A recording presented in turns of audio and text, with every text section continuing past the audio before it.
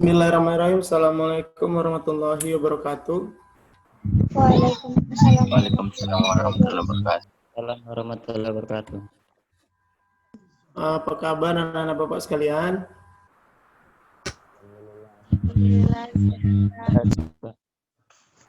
Alhamdulillah sehat. Alhamdulillah sehat. Sehat ya. Oke anak-anak Bapak sekalian, di pertemuan kita hari ini, materi kita adalah kebugaran jasmani. Ya, jadi yang menjadi indikator dalam pembelajaran ini, yang pertama adalah menjelaskan cara melakukan gerak latihan kebugaran jasmani. Di antaranya ada kekuatan, kelentukan, keseimbangan, kecepatan, dan daya tahan. Kemudian yang terakhir mempraktekkan gerakan latihan kebugaran jasmani. Oke, anak-anak Bapak sekalian, sebelum kita lebih lanjut lagi, saya ingatkan kepada kalian untuk sebelum melakukan aktivitas kebugaran jasmani, kalian harus melakukan pemanasan, ya, pemanasan terlebih dahulu agar kalian terhindar dari cedera. Karena memang diketahui bahwa latihan-latihan kebugaran jasmani ini berisiko untuk terjadinya cedera apabila kalian tidak melakukan pemanasan. Contohnya tiba-tiba kalian mau melatih kekuatan otot lengan.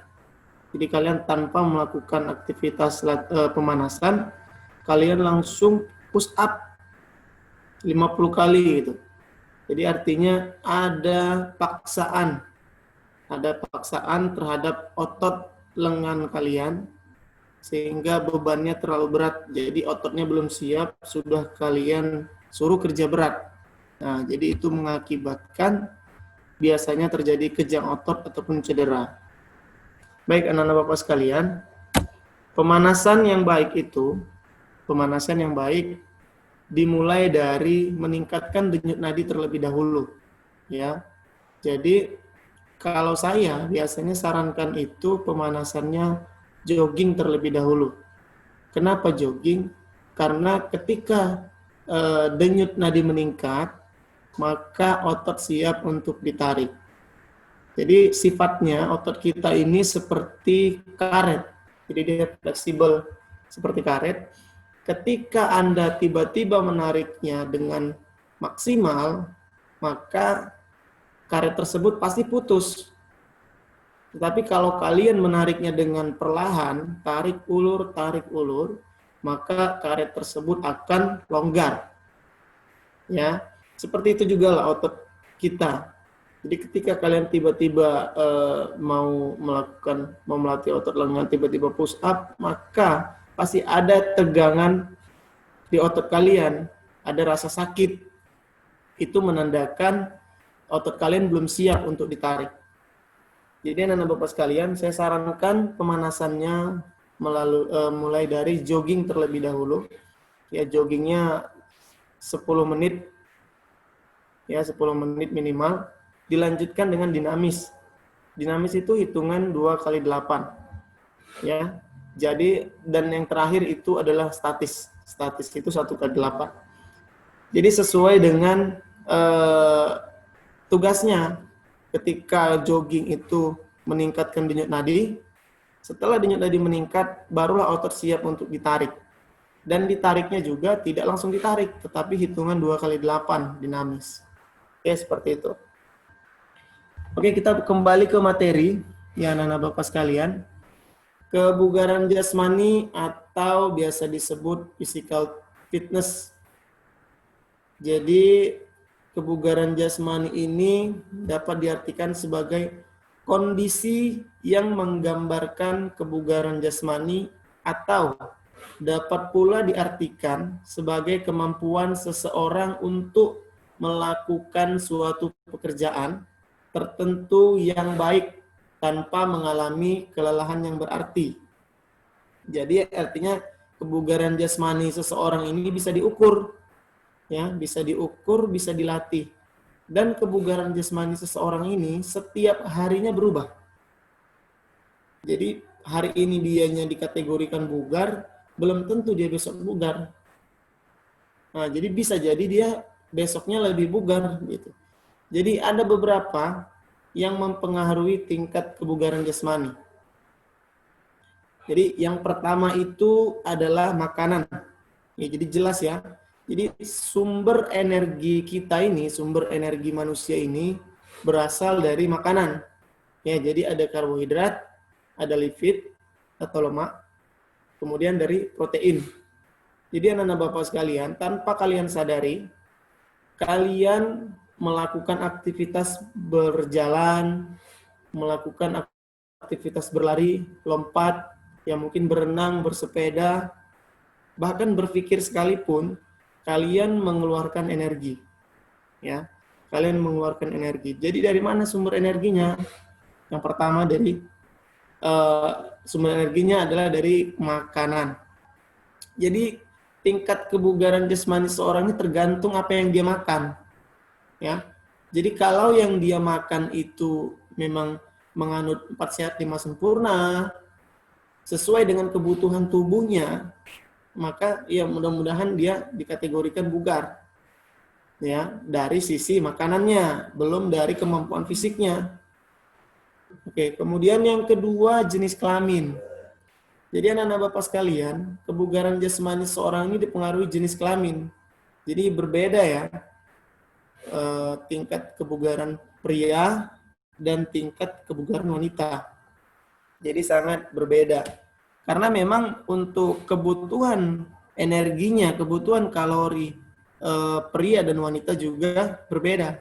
Jadi di pria itu kalori yang dibutuhkan satu hari itu rata-ratanya 2.500 kalori.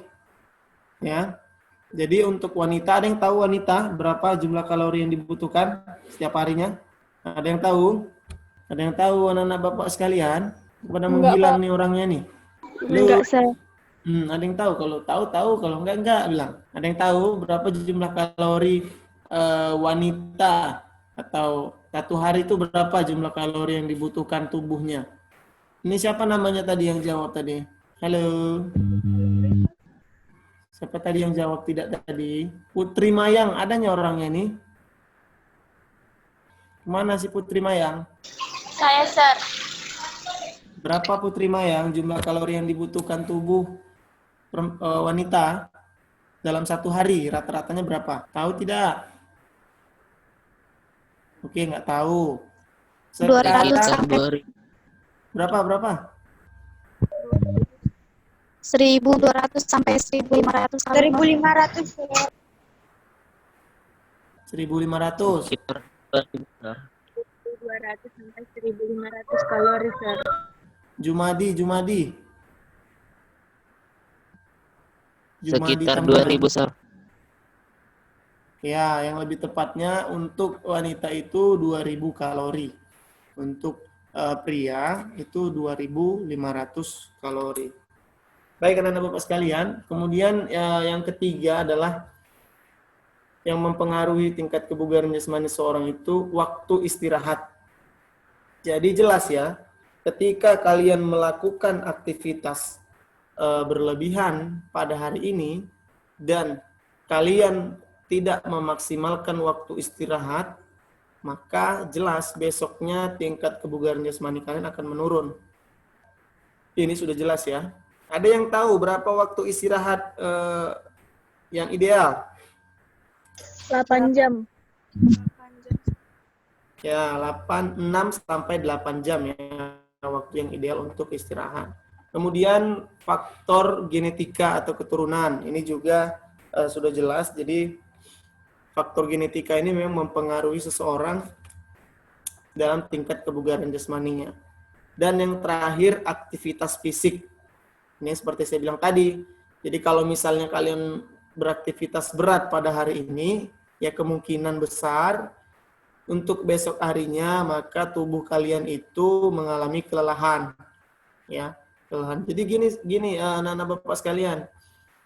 Di orang awam ya, di orang awam seperti kita semua ini, jadi banyak yang tidak tahu, ketika kita beraktivitas berat, bisa dikatakan berat, aktivitas itu jarang kita lakukan.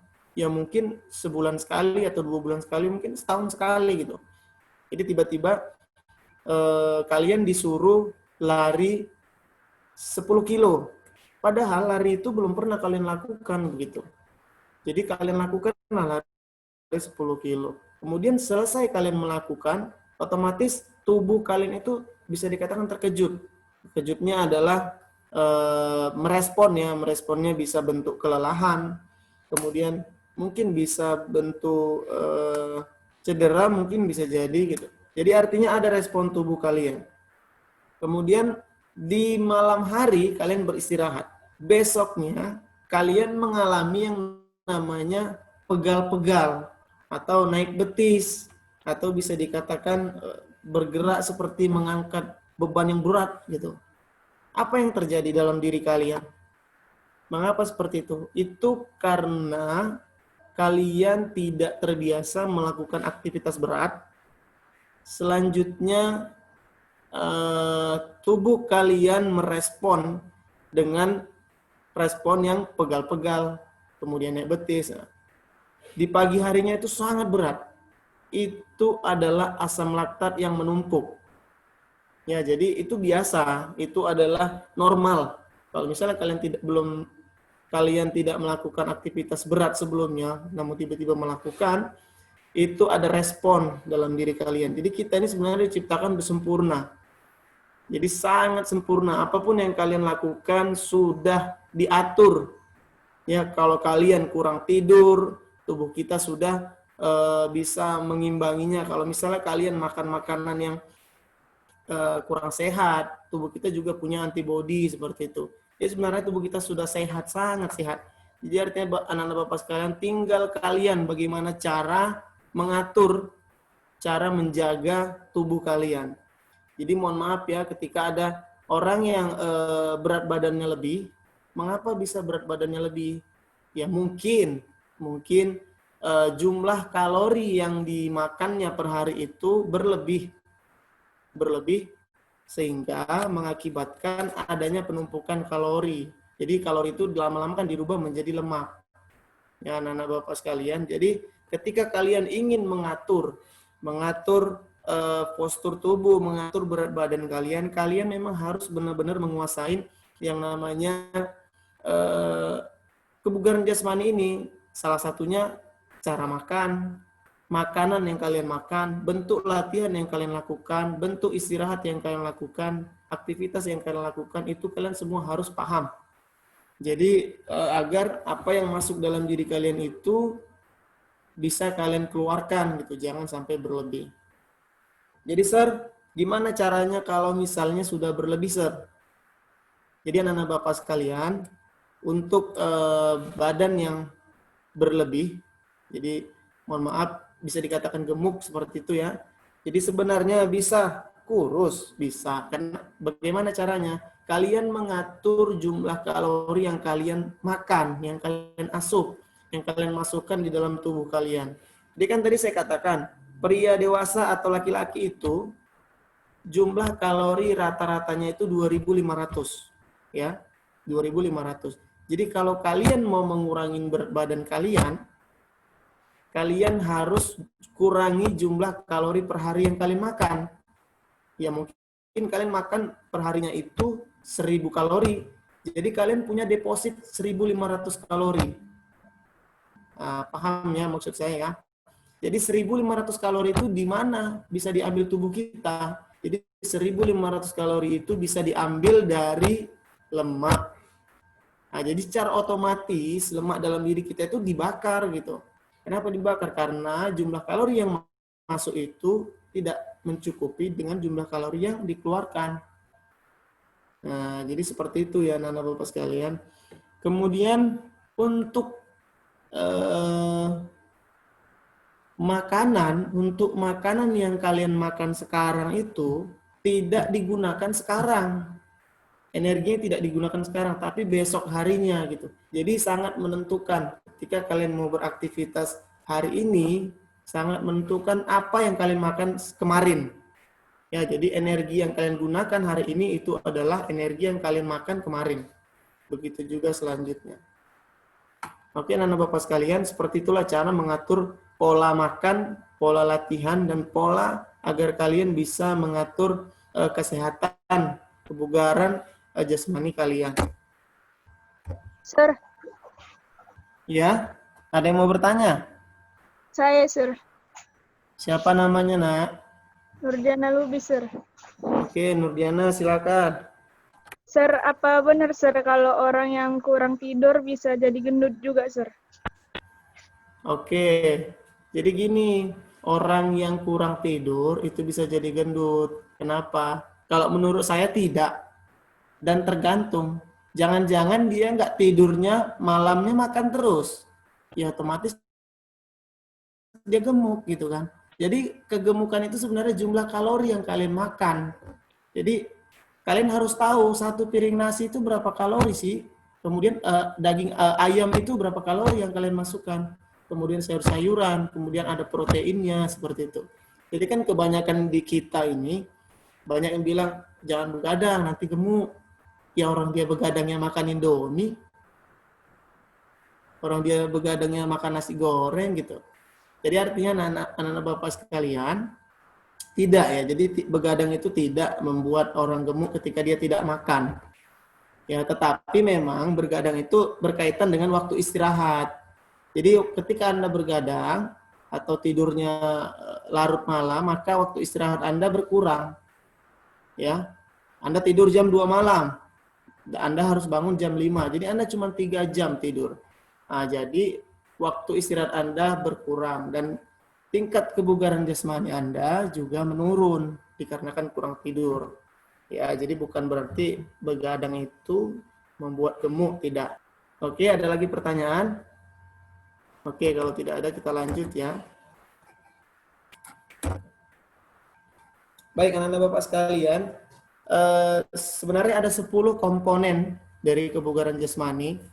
Ya, di pertemuan ini saya hanya bahas 5 ya. Nanti di pertemuan selanjutnya kita bahas lagi dan di pertemuan selanjutnya kita ukur tingkat kebugaran jasmani kalian masing-masing. Ya, jadi anak-anak Bapak sekalian, ini sebenarnya sangat penting untuk kalian mengetahui bentuk latihan seperti apa kira-kira untuk membentuk tubuh. Ya, jadi yang pertama itu ada kelenturan. Ya, kelenturan itu adalah kemampuan sendi untuk melakukan gerakan secara maksimal. Jadi jelas ya kelenturan itu ya. Kemudian keseimbangan.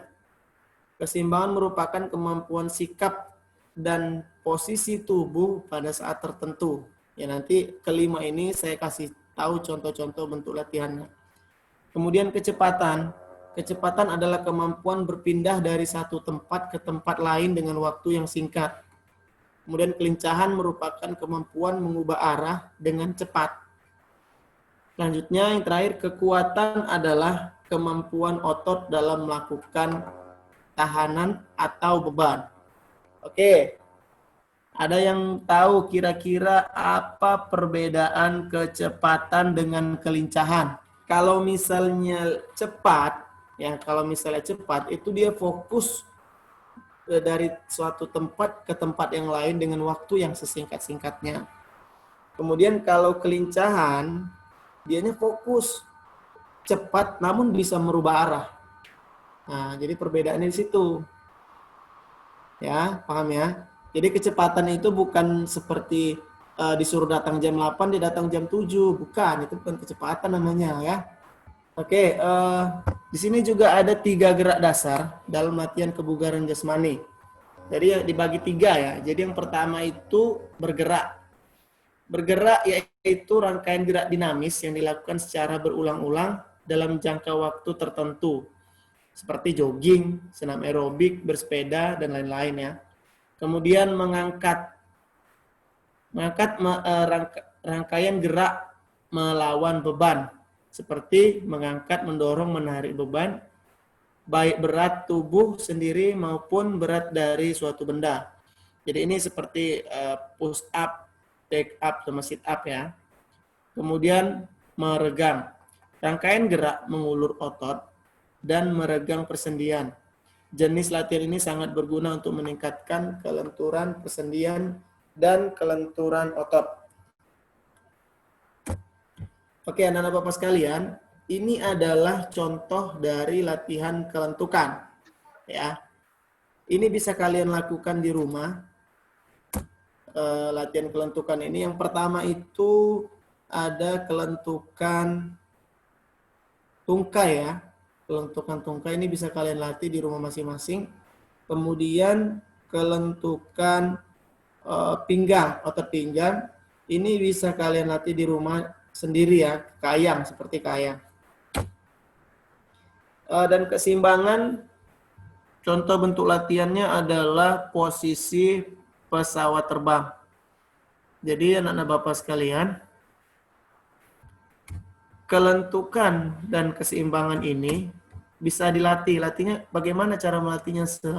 Melatihnya dengan waktu, ya. Kalian bisa lakukan dalam satu gerakan ini 1 menit dengan istirahat ya bisa 10 detik. Jadi terus bergantian.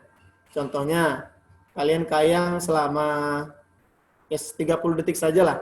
Kalian kayang 30 detik, kemudian istirahat 10 detik. 30 detik kayang, istirahat 10. Lakukan itu beberapa kali. Jadi beberapa repetisi. Repetisi itu artinya pengulangan. Ya, jadi sesuaikan dengan kemampuan tubuh kalian.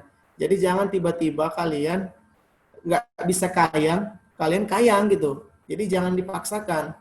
Ya, yang seperti saya bilang tadi, gunakan dulu pemanasan yang maksimal. Kalau kalian mau kayang, banyakin pemanasannya di pinggang. Jadi pemanasan itu memang harus sesuai dengan kebutuhan. Kalau kalian mau main bola, berarti yang harus kalian tarik-tarik itu adalah otot tungkai, otot pinggang. Nah, jadi kalau kalian mau kayang, yang harus kalian tarik itu ya pinggang. Itu dimaksimalkan di pinggang seperti itu. Kemudian untuk keseimbangan juga sama. Kalian bisa lakukan berdiri seperti pesawat terbang, itu 30 detik. Dan istirahatnya 10 detik. Kemudian selanjutnya ini ada berjalan di garis, satu garis berjalan lurus. Banyak sebenarnya, ada yang tidak bisa malah berjalan lurus. Karena dia tidak seimbang. Gitu. Kemudian jalan jinjit. Tetap jalan lurus, namun jalan jinjit. Ini lebih sulit gitu ya. Kemudian kecepatan. Ada yang tahu bagaimana cara melatih kecepatan? Wanda Amelia, mana nih orangnya nih Wanda? Iya, Sir. Gimana cara melatih kecepatan, Wanda? Waktu di SMP kan ada kebugaran jasmani. Nah, kira-kira gimana cara melatihnya untuk kebugaran jasmani ini, Wanda? Atau selain Wanda ada yang tahu? Saya, Sir. Siapa namanya, Nak? Putri Mayangsari, Sir. Oke, Putri Mayangsari. Gimana cara melatih kecepatan ini, Putri? Caranya lari sprint berulang, Sir. Lari sprint berapa meter, Putri? Bisa kayak seperti kalau kami, Sir, waktu SMP itu cara melatihnya itu kayak lari sprint berulang itu 1 meter kadang sama teman itu, Sir. Berulang dia, Sir, ganti-ganti. Oke, benar, melatih kecepatan itu dengan sprint. Ya, sprint. Jadi, sprintnya jangan cuma 1 meter. Kalau bisa, 30 sampai 50 meter. Dan cara melatihnya pakai waktu. Contoh, si Putri, dia lari 150 meter. Dengan waktu tempuh, jarak tempuhnya 1 menit. Nah, katakanlah seperti itu ya, 1 menit. Terus si Putri ingin melatih kecepatan dia untuk meningkatkan kecepatannya. Berarti si Putri harus bisa berlari 50 meter itu dengan waktu 59 detik. Nah, jadi ada peningkatan. Jadi semakin cepat dia, karena kan kecepatan itu berpindah tempat dengan waktu yang sesingkat-singkatnya. Jadi harus bisa singkat waktunya, semakin cepat, semakin baik. Seperti itu. Oke, kita lanjut. Kelincahan, ada yang tahu gimana cara melatih kelincahan? Saya, Sir. Siapa namanya, Nak? Mizar, Sir. Lari zigzag, Sir. Siapa tadi yang cowok tadi? Mizar, Sir. Mizar. Mezar, Sir. Apa? Mezar. Oh, mezar. Ya gimana mezar? Caranya Pak itu lari zigzag, lari bolak-balik, terus lari turun tangga, Sir. Lari zigzag, lari bolak-balik, lari turun tangga gitu ya. Saya lebih setuju benar itu lari zigzag dan lari bolak-balik. Nah, jadi kalau lari turun tangga itu dia ada unsur kekuatan, ya, kekuatan otot tungkai. Nah, jadi kalau untuk kelincahan dia lebih ke berpindah tempat dengan waktu berpindah tempat dengan cepat lalu merubah arah gitu. Jadi yang lebih tepat adalah zigzag dan lari bolak-balik, salteran namanya. Oke, terima kasih ya. Selanjutnya yang terakhir itu melatih kekuatan. Ini ada 5 contoh untuk kalian melatih kekuatan. Jadi yang pertama itu melatih kekuatan otot lengan. Itu bisa dilakukan dengan push up. Kemudian melatih otot tungkai ini bisa dilakukan naik turun tangga, ya.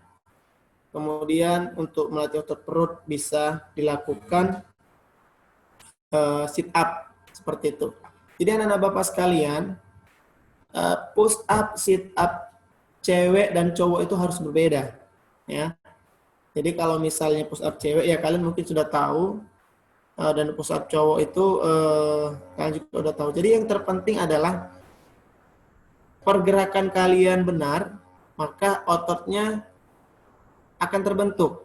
Tetapi kalau pergerakan kalian salah, jangan-jangan otot yang mau kalian bentuk itu lengan.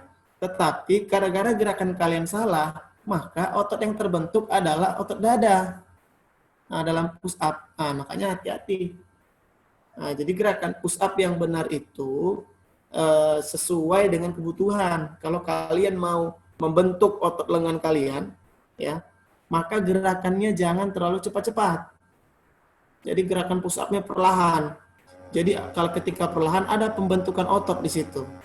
Tapi kalau kalian cepat-cepat, dia tidak membentukkan otot, tetapi daya ledak otot. Nah, jadi anak-anak Bapak sekalian, kalau kalian ingin membentuk postur tubuh kalian, kalian juga harus paham pergerakannya. Kira-kira push up yang kulakukan ini membentuk apa ya? Gitu. Jadi kalian harus paham. Oke, anak-anak Bapak sekalian, saya kira untuk di pertemuan ini kita hanya membahas 5 komponen kebugaran jasmani. Di pertemuan berikutnya kita bahas 5 lagi.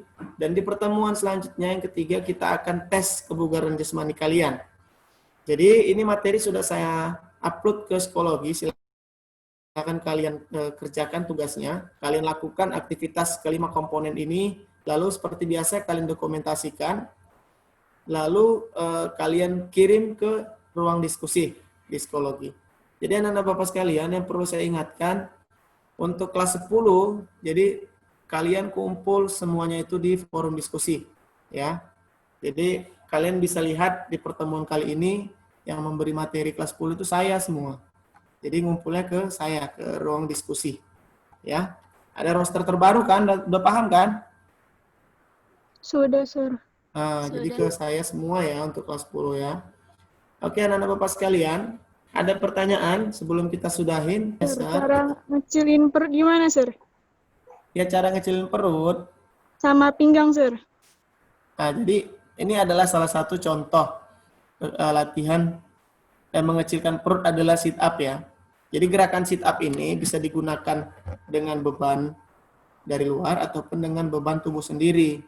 Jadi anak-anak Bapak sekalian ketika kalian mau mengecilkan perut atau membentuk perut, maka kalian lakukan aktivitas sit up. Nah, sit up ini seperti apa? Sit up yang benar. Ya, jadi sit up yang benar itu gerakannya untuk pengecilan ya, untuk mengecilkan itu adalah jangan terlalu cepat. Ya, jangan terlalu cepat. Jadi sit up-nya perlahan. Jadi kalian bisa ngerasain itu. Ada dia getar-getar, Sir, perut saya bergetar-getar, Sir. Itu adalah pembentukan. Ya, itu adalah pembentukan. Jadi ketika kalian sudah melakukan sit up selama 30 kali, contoh katakan, sit up 30 kali hari ini, besoknya pegel-pegel. Jangan berhenti gitu. Sir, kalau misalnya saya sit up sakit, Sir. Kenapa sakit? Karena kalian tidak stretching, kalian tidak pemanasan. Ya, jadi biasakan sebelum melakukan aktivitas itu pemanasan dulu. Ya. Jadi untuk membentuknya atau mengecilkannya, kalian bisa lakukan cara bertahap. Contoh, hari ini kalian sit up pagi itu 10 kali. Ya, 10 kali dalam waktu 30 detik. Oke, besoknya coba kalian tambah 11 kali dalam 30 detik.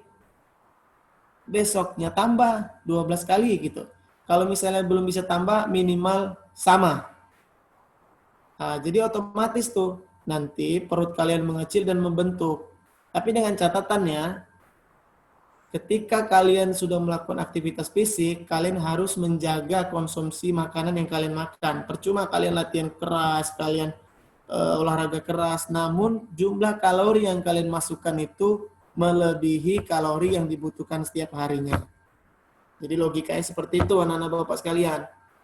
Jadi kalau misalnya tubuhnya berlebih, maka makanannya dijaga, dilihat jumlah kalorinya berapa yang kalian asup setiap harinya.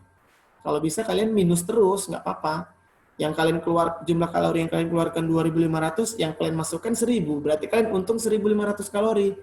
Jadi 1.500 kalori itu diambil dari mana? Dari lemak kalian. Maka secara otomatis lemak kalian itu berkurang 1.500 kalori gitu. Nah, jadi seperti itu ya anak-anak Bapak sekalian ya. Tapi janganlah pula nanti saya bilang seperti ini, kalian makannya cuman nasi putih aja, itu pun setengah sendok gitu. Ya, jadi artinya pintar-pintar melihat jumlah kalori. Kalau kalian ingin membuat tubuh ideal gitu. Oke, anak-anak Bapak sekalian, saya kira cukup ya. Terima kasih yang sudah bertanya. Kita lanjutkan pertemuannya di minggu depan. Jangan lupa mengumpul tugasnya. Baik, saya akhiri. Assalamualaikum warahmatullahi wabarakatuh. Waalaikumsalam warahmatullahi Wabarakatuh. wabarakatuh. Waalaikumsalam warahmatullahi wabarakatuh, Sir.